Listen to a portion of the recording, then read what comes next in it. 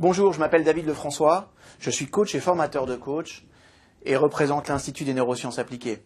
Aujourd'hui, je vais me permettre de vous parler de comment organiser sa vie autour de ses besoins.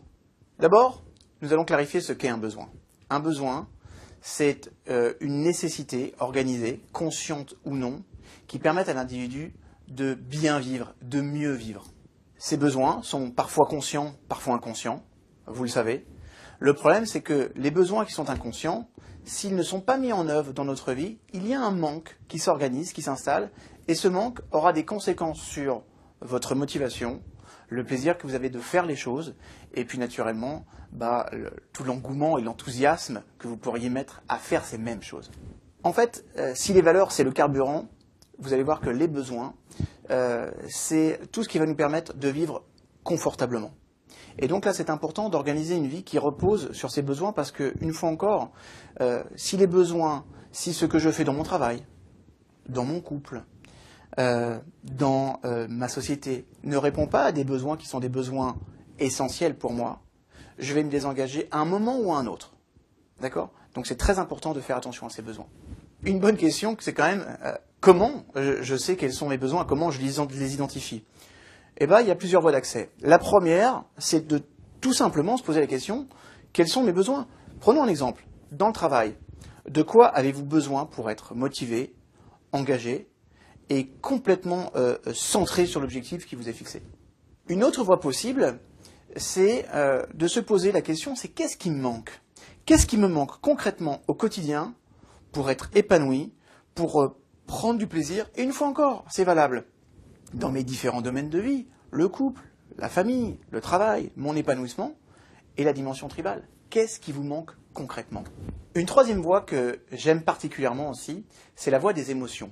Parce qu'on va se rendre compte que chaque fois que vous allez exprimer de la joie, du contentement, quelque part, il y a une réponse favorable à un besoin. Donc, qu'est-ce qui concrètement vous met en joie ? Qu'est-ce qui concrètement vous met en joie ? En revanche, si vous vous sentez frustré, énervé, en colère, c'est qu'il y a un besoin auquel il n'y a pas de réponse non plus. Donc, les émotions positives, les émotions dites négatives, sont un moyen aussi d'identifier vos besoins. Une fois que vous aurez identifié ces besoins, laissez-moi vous donner un conseil. Mettez-les en arrosage automatique.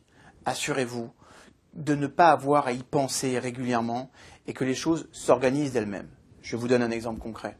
Imaginons que vous ayez comme besoin de vous retrouver régulièrement avec la personne que vous aimez. D'accord ? Dans une vie trépidante, parfois le travail, parfois les enfants, il n'est pas obligatoirement facile d'organiser les choses. Bloquez-vous une soirée, bloquez-vous un week-end en arrosage automatique. Bloquez-le dans votre agenda. Peu importe que vous ayez prévu ou pas ce que vous allez faire à l'intérieur, cet espace, il est prévu pour vous. C'est pareil pour du sport, c'est pareil pour toute autre chose. Maintenant, laissez-moi vous dire quelque chose de très important. Imaginons comme ça que vous ayez rendez-vous avec une personne extrêmement importante, une grande personnalité. Vous avez rendez-vous jeudi prochain à 10h. Mercredi, vous vous rendez compte que vous ne pouvez pas avoir accès à ce rendez-vous. Vous ne pouvez pas vous y rendre, tout simplement. Vous allez faire quoi ? Vous allez le reporter. En aucun cas, vous allez appeler la personne pour dire « je ne peux pas venir, j'annule ». Quand vous avez pris un rendez-vous avec vous-même pour vivre un besoin qui est extrêmement important, ça peut être avec madame, ça peut être avec vous-même quand vous faites du sport, ou de la méditation, ou peu importe. Quand vous avez un rendez-vous avec vous-même, vous avez le droit de le reporter. En aucun cas de l'annuler. Maintenant que vous avez saisi l'importance des besoins, je vous invite à prendre du temps, observer quels sont vos propres besoins. Bon, nous avons tous des besoins, entre guillemets, des besoins primaires, des besoins de se nourrir, se loger. Mais une fois que ces besoins sont réalisés, que vous avez la chance de les avoir, de quoi avez-vous besoin pour être heureux dans votre vie ? De quoi avez-vous besoin pour être motivé dans votre travail ?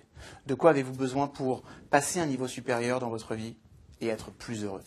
Donc vous l'aurez compris, organiser sa vie autour de ses besoins est vraiment une stratégie gagnante. Et maintenant, en tout cas, vous en savez plus sur comment organiser ses besoins au quotidien. Merci et à très bientôt.